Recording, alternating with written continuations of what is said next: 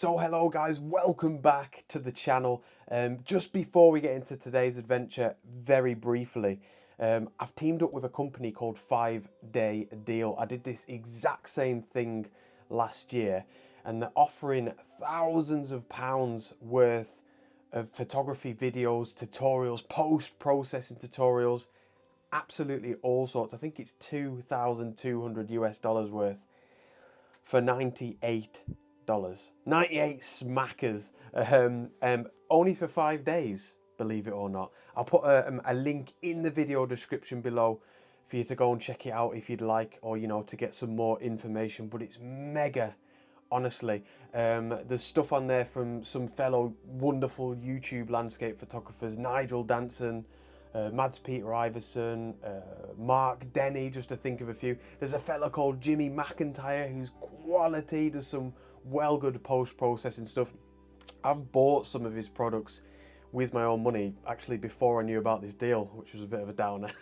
But yeah, definitely go and check it out. It's also an affiliate link, so if you do buy through my link, it really does help to support the channel as well. But I think you're going to love it. And yeah, cheers for listening. I hope you enjoyed today's photography adventure as well. A big thank you to MPB for sponsoring today's video.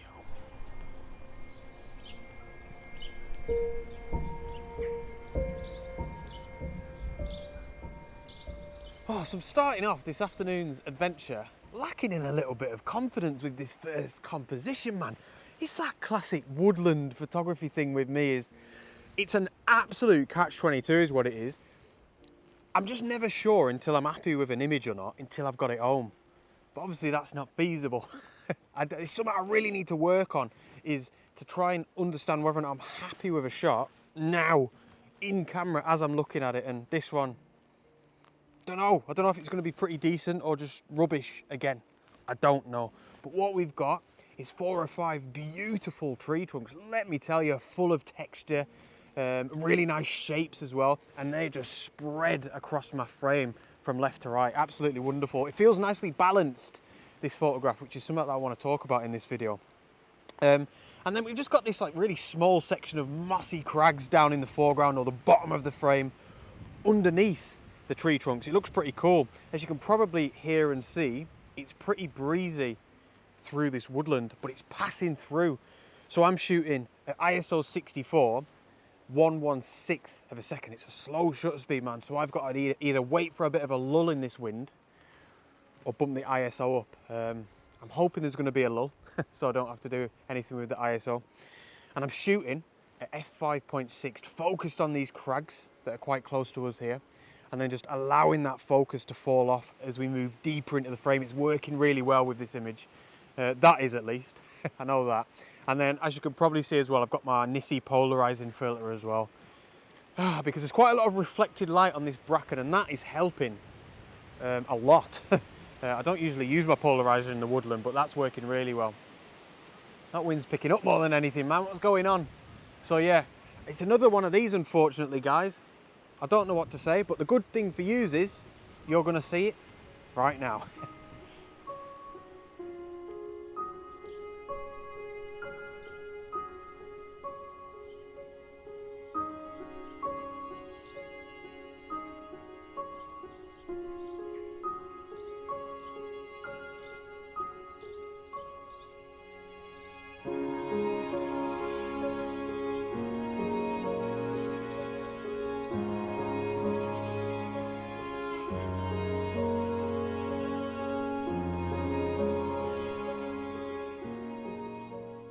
So in a way, I'm actually quite glad that that photograph was quite a difficult one to compose, because I want to talk about just that, composition, in today's video. It's something that we all struggle with as photographers, isn't it? Composition. And for me, it's the absolute backbone of landscape photography. You know, if there's one thing I think you should work on continuously to try and improve your photography, for me it'd be composition, absolute hands down, you know.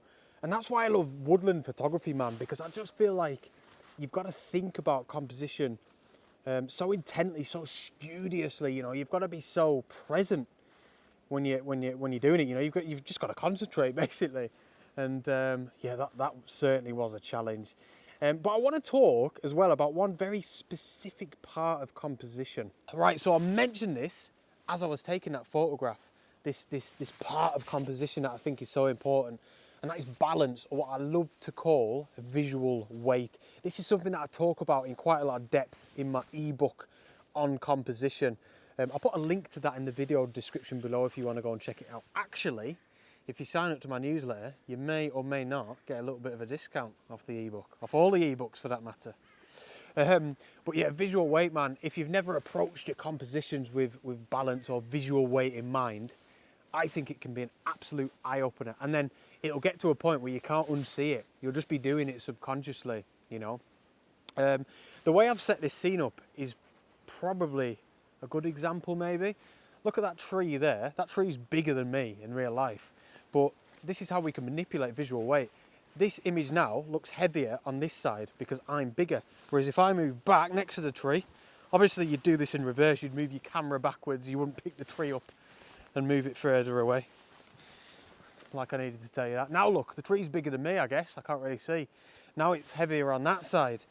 And that is the simplest way that we can manipulate or, you know, look at visual weight in composition. Another way is light. You know, shadows will likely hold a lot more weight than highlights in your frame. Complex areas of a scene will hold quite a lot more weight. Negative space in composition will hold more weight in your frame. So there's loads of different ways that you can manipulate that weight of your composition. Actually, in my ebook, I liken it to, like, imagine you've got a set of weighing scales underneath your composition. How would the scales look? You know, have you got a big massive tree on this side and the scales hit the floor? If so, you've maybe got to change your composition and find something on the left-hand side of your frame to bring the scales back to a balance, you know. It's brilliant. And like I say, once you get into it, you can't really unsee it. And I definitely had to think about balance a lot with that composition. I'll say it again.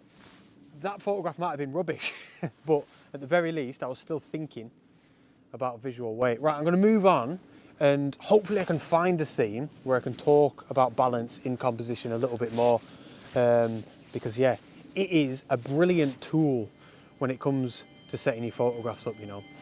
Right, let's crack on.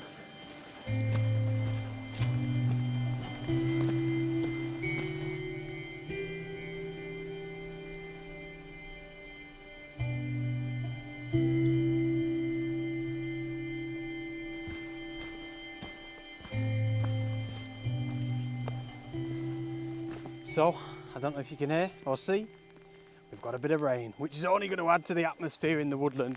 So I haven't found anything just yet. And I thought this would be a good time to say another really big thanks to today's video sponsor, which is MPB. If you've never heard of MPB, it's a wonderful platform that you can go on to buy or sell used photography or videography equipment, which is absolutely class. They've got fantastic competitive prices. That's why I've used them for so many years. I used them before they sponsored my videos or anything. Just because they were always like the cheapest place that I could find online. Simple as that. They've got a great grading system as well that you can go on, so you can buy used gear with confidence, you know.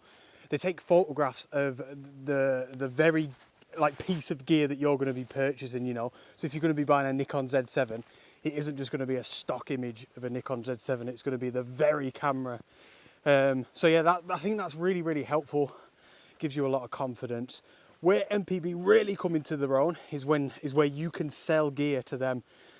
All you've got to do is package it up. They'll send a courier to your house, take it from you, and then the money will be in your bank account, as long as all is okay with the gear that you're selling.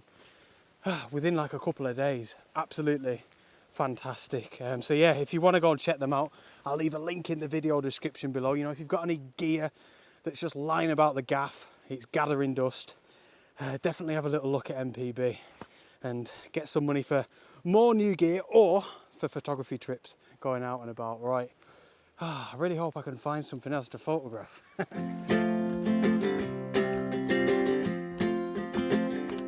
We got time on our side. We're in a state of home. I need you on my fire.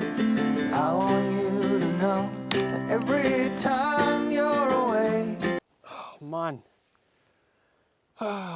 What do I even say here? That, what you've just seen me do there, get the tripod out, get the camera out, feel enthusiastic about a photograph, and then stop.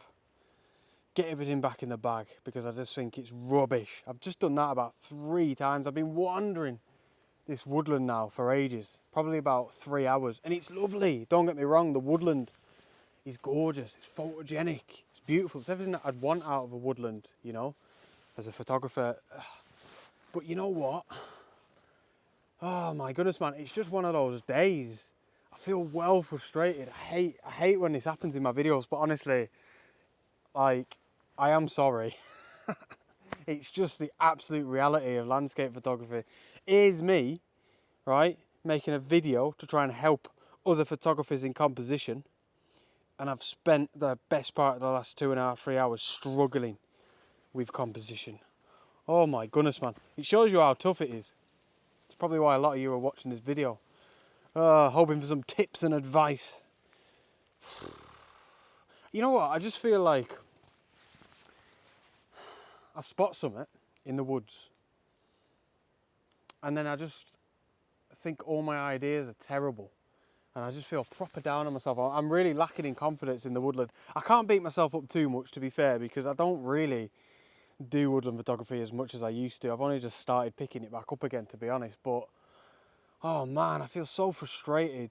But yeah, at the very least, if you're watching this, you know, this just happens, man. If this sort of thing happens to you, even if it happens regularly, you know, it's normal. Try your best not to get down on yourself. That's what I'm trying to tell myself now. So yeah, it's going to be a proper short video, guys. I do apologise, but I can't just be trying to take photographs for the sake of it. Rubbish, man. Thanks for tuning in. I appreciate your support. Hopefully the next adventure next week will be a little bit more exciting and fulfilling, let's say. All right, see you on the next adventure. Out.